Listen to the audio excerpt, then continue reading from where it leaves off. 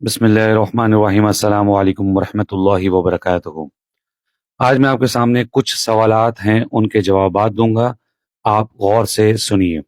سوال: روزہ کسے کہتے ہیں؟ جواب: اللہ کی رضا حاصل کرنے کی نیت سے صبح صادق سے غروب آفتاب تک کھانے پینے اور دیگر ممنوع کاموں سے باز رہنا روزہ کہلاتا ہے۔ سوال: کس مہینے کے روزے فرض ہیں؟ جواب: رمضان المبارک کے۔ سوال: روزہ کن لوگوں پر فرض ہے؟ جواب: ہر عاقل بالغ مسلمان مرد و عورت پر روزہ فرض ہے۔ سوال: کیا روزے کے لیے نیت کرنا ضروری ہے؟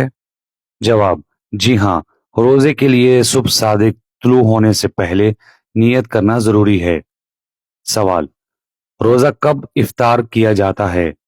جواب: سورج غروب ہونے پر روزہ افطار کیا جاتا ہے۔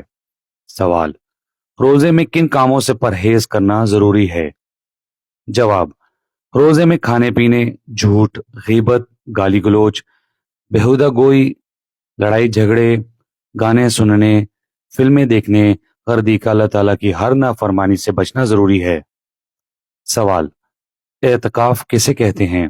جواب: عبادت کی نیت سے دنیاوی معاملات ترک کر کے خاص مدت کے لیے مسجد میں ٹھہرنے کو اعتکاف کہتے ہیں۔